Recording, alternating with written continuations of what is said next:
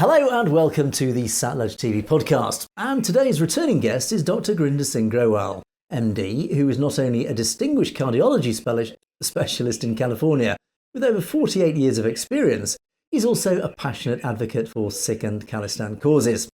He's the co-founder of the SikhHeritageEducation.com that documents and archives material relevant to Sikh rights and history. And he was also the co-founder of World Sikh News, a hard copy newspaper that ran for 12 years before the digital revolution took over. And deeply impacted by the events of 1984, Dr. Grewal has since then been a powerful advocate, ensuring the world never forgets those events. Dr. Grewal, welcome. Thank you for joining us once again today. Good morning. Waheguru Ji Ka Khalsa, Waheguru Ji Ki Fateh, Angus. Now, Dr. Grewal, in the past we've focused on the fight for the basic human rights of the Sikh community, which under Indian rule has often been abused to the point of genocide. But today I would like to take the conversation a slightly different direction and look at one of the root causes of so much of the Hindu community's animosity towards others that they see as somehow lesser. And I am, of course, referring to the caste system, so deeply ingrained in Hindu culture for thousands of years. A culture that has, by extension, impacted upon the Sikh community of India. Now, Dr. Grewal, can we take a look at the recent history of the caste system, which has led us to where we are today, and was in fact shaped by Mahatma Gandhi and the British in the early part of the 20th century? Could you perhaps give us an introduction to what happened in those early years? You know, this caste system is very, very old, started by Mr. Manu, they call Manu Simriti. So the people were divided into 4 or 5 classes. The lower ones had no rights. They were just to do menial jobs and serve the upper class. Brahman was on the top, priest. They were entitled to education and control the society. And then there were people who controlled the money, and then the low caste. So this was supposed to end sometime in future with education and new thinking, Western thought coming to India. So in late 19th century or early 20th century, there was a movement in India to get freedom from British. Along with that, there was also a movement to get freedom for the depressed classes inside the country, so they have equality, proper representation, right to education, and all that. So this was the movement which grew, and the British also realized that when the leaders of India who were asking for freedom, they were basically high-class Hindus like Mahatma Gandhi and etc. They only want a Hindu Raj. They did not want total freedom for the society. This is well documented in Churchill's writings defending India, the jewel and crown, and Lord Wavell's journal. They hated Mahatma Gandhi because they didn't think he wanted true freedom for the people. He only wanted a Hindu Raj. So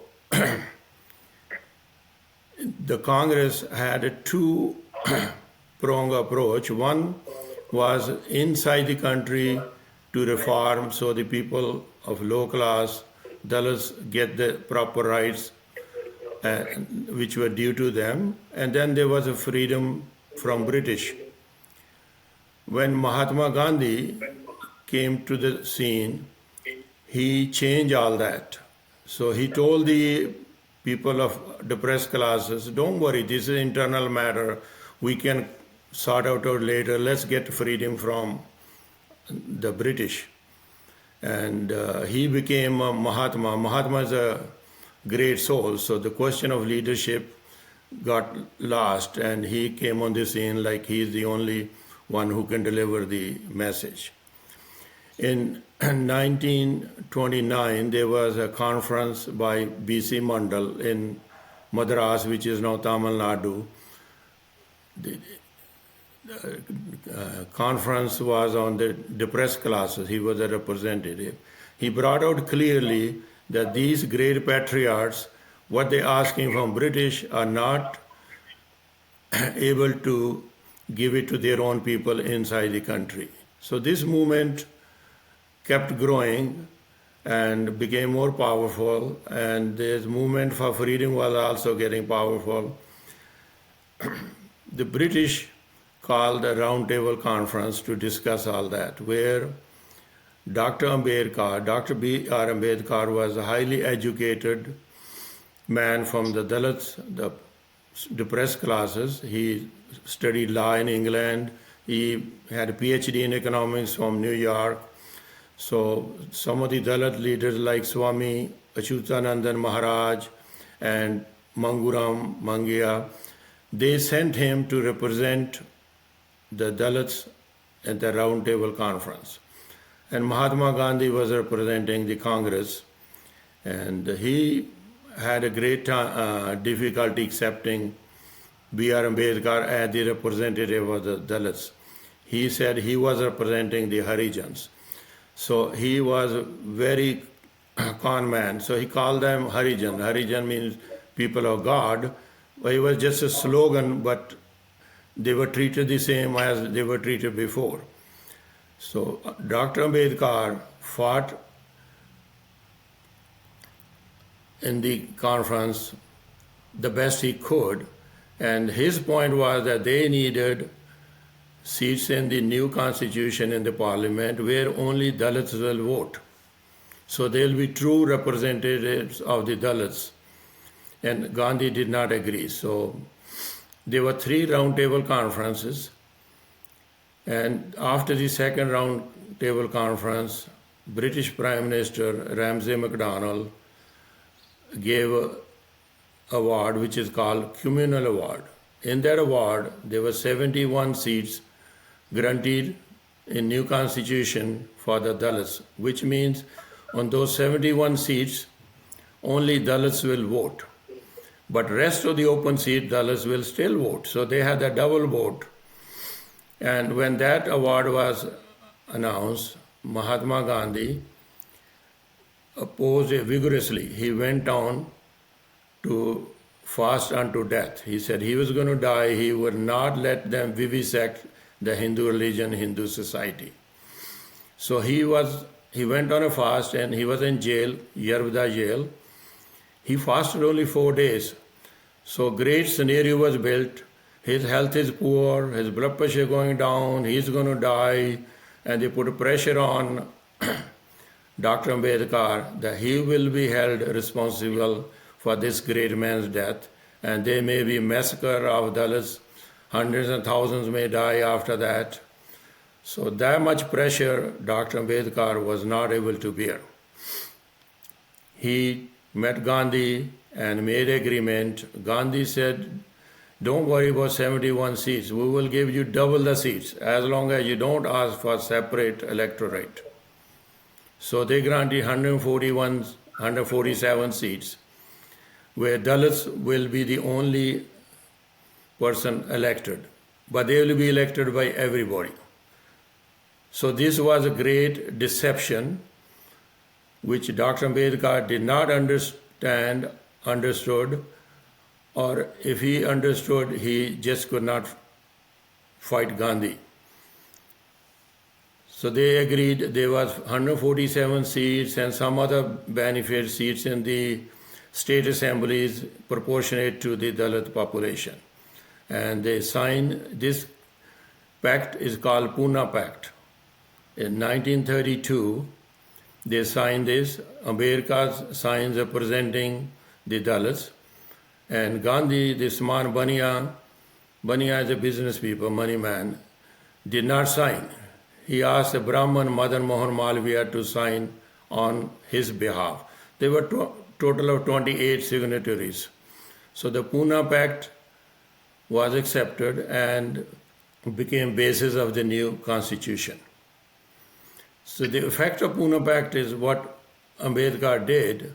So the low-caste Hindus who were asking for more rights, more representation, became permanent low-caste for little benefits that they didn't understand what it was going to do. It did not change the society, it only give the appearance that they are treated well.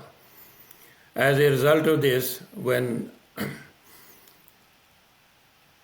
Ambedkar ran for election in 1950, he's portrayed that he made the constitution, which is also false. He lost. The first election he fought, he lost. Then 2 years later, he ran for by-election, he lost. He realized that this is not true representation of the Dalits. The only Dalit who can be elected is who belong to the big political parties like Congress, and he has to be stooge of upper class to get elected. He was a member of the upper house called Raj Sabha.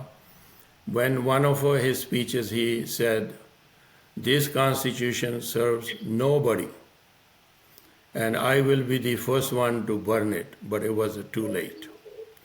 So he sealed the fate of Dalits, low class people, to be permanent low class for little benefits.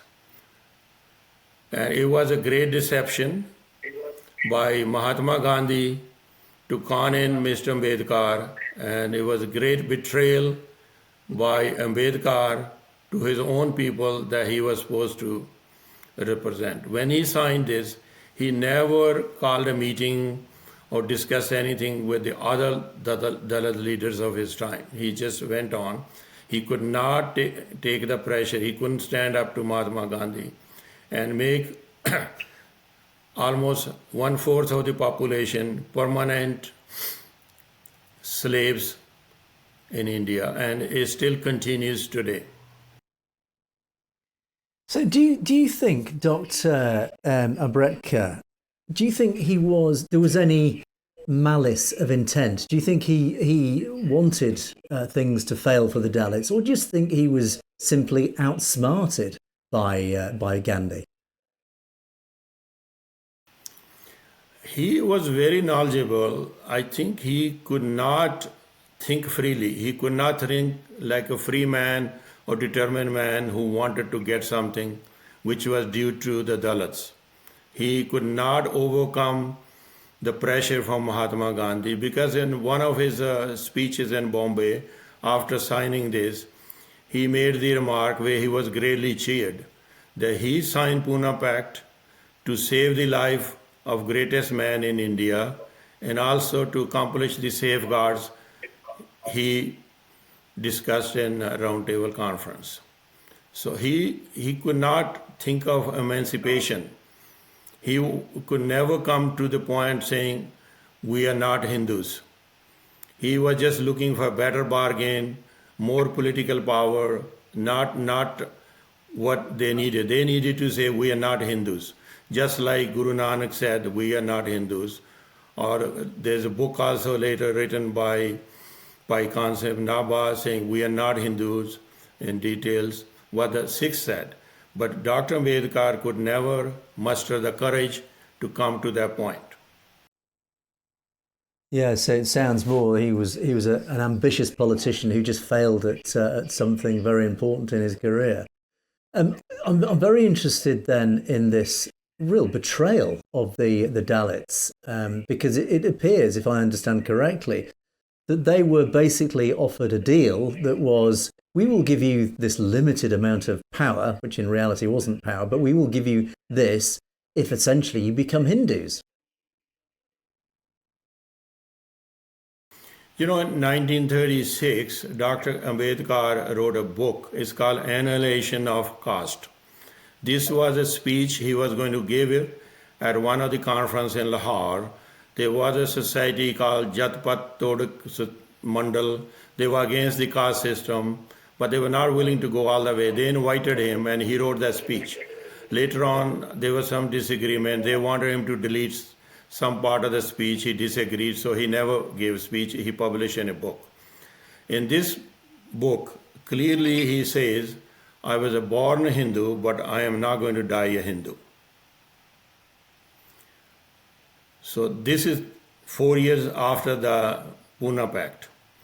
he met Dr. Munjay, a Hindu Mahasabha leader, and made a pact with him that he was going to become a Sikh, and Sikhs are no danger to the Hinduism. And Dr. Munjay and him had the pact made, but Dr. Munjay sent that pact papers to Gandhi, Mahatma Gandhi, so-called Mahatma Gandhi. And Mahatma Gandhi became very upset. He even published that in one of the Bombay magazines. And he said, no, this is not acceptable. If Dr. Ambedkar became a Sikh, hundreds and thousands of Dalits may become Sikh, and they are armed, and how the rest of the Hindu society is going to suppress them. He was afraid these armed new Sikhs, hundreds and thousands, will be uncontrollable. So he told Ambedkar, if you become a Sikh, all those guarantees we made to you in Pune Pact will be taken back. And the second condition he laid, he said, okay, you can become Sikh if you can get the Sikhs to declare they are Hindus. So Dr. Ambedkar could not overcome it. He kept thinking, he kept his mind busy, but he could not overcome Gandhi's influence. 20 years later, 1956, 20 years later, he became Buddhist. And he also gave a speech that Buddhism and Hinduism is almost the same. And what he promised to Mahatma Gandhi, he will only change his religion to something which is not going to be do any harm to the Hindus. So that means he was not going to accept Islam or Christianity because they had a foreign origin. So something native he was going to accept. And the Gandhi would not accept him to become a Sikh. So he became Buddhist. So it took him 20 years to become a Buddhist, and only 4 months before he died. You can see the influence of Mahatma Gandhi over Ambedkar. He could never overcome that. Not only that, when Ambedkar got married, he was 15 and his wife was 9, and they were both from the Dalit class. He was 57 when his wife died. Then he married a Brahmin lady. She was a physician. She was a Brahmin high caste. I'm not saying anything that intercaste marriage is wrong, but this man for 20 years have been saying he wants to overcome this Brahmanism and he doesn't want to die as a Hindu. Now he marries a Brahmin lady. I think he was just uplifting himself in the eyes of this high class.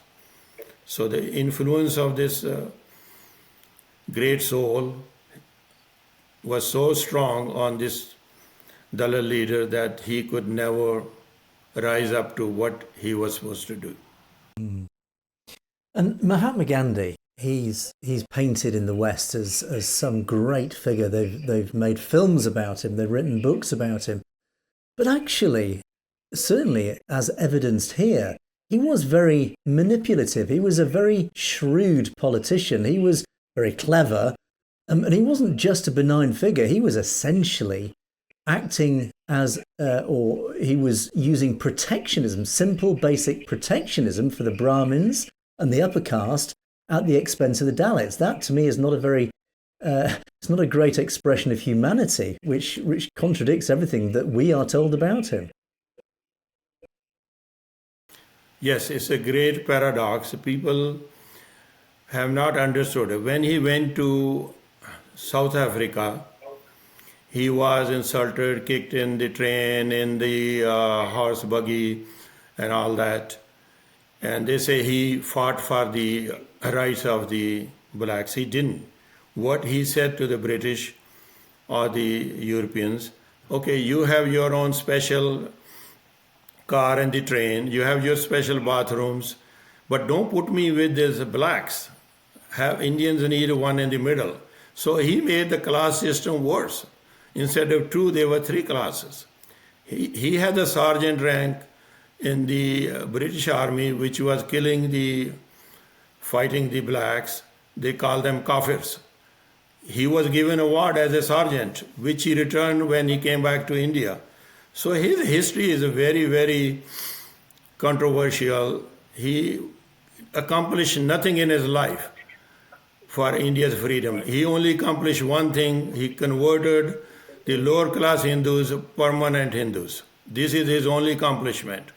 Anything you analyze, he never accomplished. I'm curious. Do you? The British were obviously heavily involved in this up until at least 1947, and I guess maybe behind the scenes afterwards.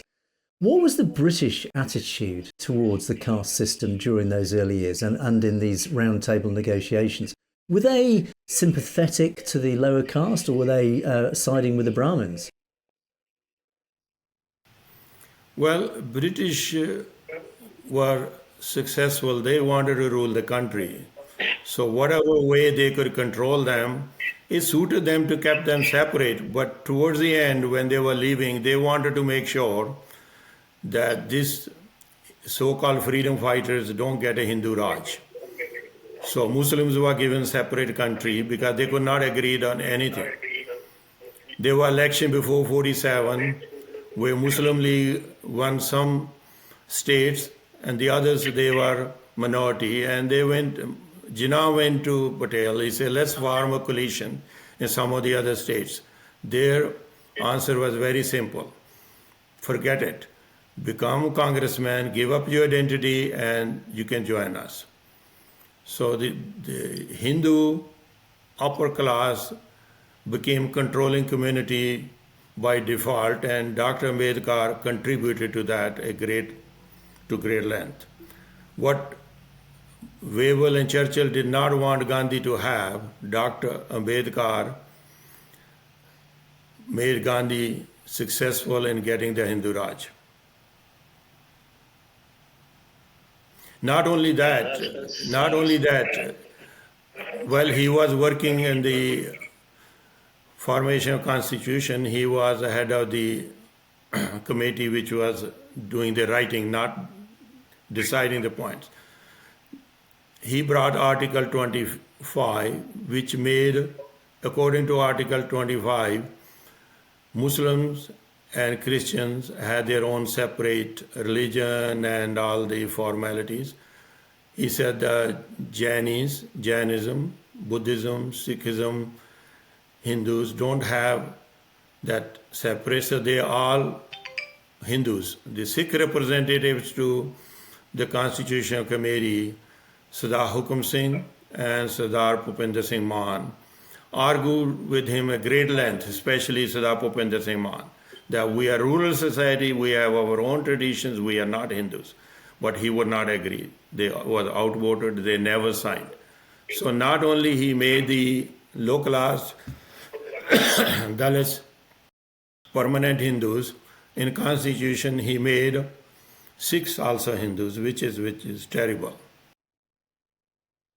And the Indian constitution, which certainly we've referred to regularly on Satluj, it was written clearly by the upper caste, for the benefit of the upper caste. It has failed not just the lower caste, the Dalits, it also failed the Sikhs, as you referred to. Do you, and of course they refuse to sign this, do you think the Indian constitution is not just a failed document, it just does not represent a large part of the Indian population? Well, I think we won't have enough time. One of my other friends who's going to talk to you sometime in next few weeks is expert on constitution. I'm going to let him do that. From what I know, this constitution basically is the same what the British were using. So instead of the king there, they made a president, then the prime minister. So the power remains in the hands of the few, the cabinet runs it. It's not a constitution for the people. So this change, instead of being run from London, now it's run from Delhi, but the life of the people remains under control of a few people. And they exploit, they change anything they want. Look at today. Yesterday, story in Tribune, which is the English newspaper from Punjab, the Amrit Pal failed to take an oath. See, the narrative is built by the people who control the press. So Amritpal didn't fail to take an oath. Amritpal was locked in, not allowed to take an oath. How they misrepresent the narrative, how they influence the people. You lock a person and then you say he will to take an oath. It's not that he didn't show up. They put him in a jail, not letting go. So this constitution, they change any one way they want. And a prime example of that, of course, is Kashmir recently, where the Supreme Court ruled in favour of the BJP government taking full control of Kashmir, where they basically just ripped up a whole article of the Constitution. Yes, they change anything they want because if they have a majority, there's a lingering feeling in India. When we were students, we read that too, that India was occupied by invaders too long. The invaders happened to be Muslims. So there's some segment of the people who still think the invaders were Muslims, so Muslims ruled them. The invader could be any. If you look at the history of the country, many countries have been invaded by each other. So their BJP, which is RSS organization, is very successful exploiting that thought process. Now they are the liberators. They are going to undo what thousands of years of Islamic rule, British rule did. Now they are going to give deliverance to them, which means they are going to make the society caste society. And inside the country, they are celebrating Mahatma Gandhi's killers. But outside the country, they are putting Gandhi's statues. The new project is putting statues of Dr. Ambedkar, showing him that he's a great leader who delivered the low class for the benefits. So when they're putting those statues, they are inviting Dalits who have migrated to US and other countries, who have become highly educated, and start thinking, why are our people the way we are?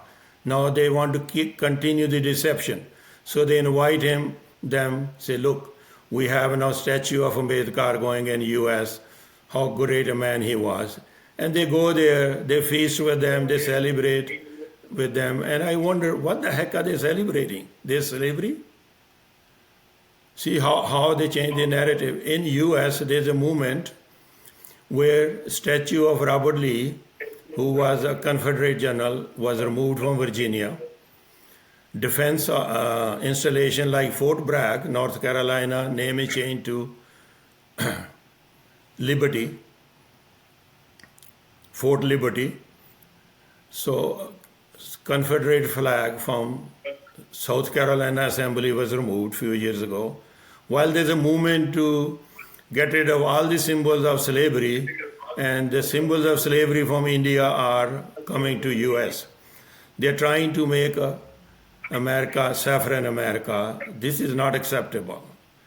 People who are free thinkers, free lovers of freedom need to unite and fight it together. My appeal to Dalit brothers is, open your eyes. What they have done to you, don't let them continue this forever.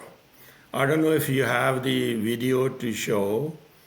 There was a video circulating. There's a young man sitting and the BJP leader pissing on his head. This is India today. And here it is, that very video, which I have. I'll just play this. Look at the poor kid. He's not in a position to say anything. Then there's another young man sitting. They shaved his head. They're making him drink urine. This is what Ambedkar left for Dalits to celebrate. There's a lady, I don't know if you can show the video, there's a lady crying with a family. Her daughter was raped, gang raped and killed, and she has no justice. She can't reach anybody. Nobody is willing to give them a justice. So this is the true India happening now under BJP. But yes, it's a very. I mean, we certainly reported on the gentleman. Or I won't refer to him as a gentleman. That's the wrong word. This man urinating on this Dalit. We reported on that story at the time, and I, as an English person, was horrified, absolutely horrified, seeing this video.